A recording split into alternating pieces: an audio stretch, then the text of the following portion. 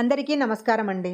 మొగలి పువ్వులతో పూజలు అందుకునే పరమేశ్వరిని దేవాలయాన్ని గురించి ఇప్పుడు మనం తెలుసుకుందాము. ఈ దేవాలయము ఎక్కడో కాదు, తెలంగాణలోనే ఉంది. ఈ దేవాలయము ఎక్కడ ఉంది? ఇక్కడ శివుడిని మొగలి పువ్వులతో ఎందుకు పూజిస్తారు? మొదలైన విషయాలను ఇప్పుడు మనం ఈ వీడియోలో తెలుసుకుందాము. భారతదేశంలో అనేక దేవాలయాలు ఉన్నాయి. కొండ కోణల్లోనే కాకుండా ప్రతి గ్రామంలో కూడా ఏదో ఒక గుడి ఉంటుంది. ఒక్కొక్క గుడిది ఒక్కొక్క ప్రత్యేకత. అలాగే తెలంగాణలో కేతకి సంగమేశ్వర దేవాలయం ఉంది. ఈ దేవాలయానికి చాలా విశిష్టత ఉంది. ఏ దేవాలయంలో లేని విధంగా ఇక్కడ శివయ్యను మొగలి రేకులతో పూజలు చేస్తారు. ఈ దేవాలయంలో ఉన్న నీటి గుండం నుండి పూజ చేసే వరకు ప్రతి ఒక్కటి కూడా ప్రత్యేకతే. కొన్ని శతాబ్దాల చరిత్ర ఉన్న ఈ దేవాలయము ఉమ్మడి మెదక్ జిల్లాలో ఉంది. ఈ ఆలయ ప్రాంగణంలో ఉన్న నీటి గుండానికి ఒక ప్రత్యేకత ఉంది. ఈ దేవాలయం యొక్క విశిష్టతను గురించి స్కంద పురాణంలో కూడా చెప్పడం జరిగింది. స్కంద పురాణం ప్రకారము పూర్వం కేతకి అనే ఒక అప్సరస కొన్ని కారణాల వల్ల మునిశాపంతో మొగలివనంగా మారుతుంది.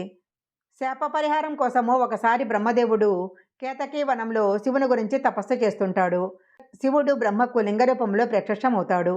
బ్రహ్మ కోరిక మేరకు శివుడు బాణలింగ రూపంలో ఇక్కడే వెలిశాడు. అందుకే ఇక్కడ శివుడిని కేతకీ సంగమేశ్వరుడిగా పిలుస్తారు.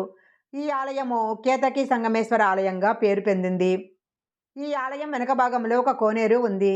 ఈ కోనేరులో కాశీలో ప్రవహించే గంగానది దార ఒకటి భూగర్భం ద్వారా వచ్చి ఈ గుండంలో కలుస్తుందని ప్రజలు నమ్ముతుంటారు.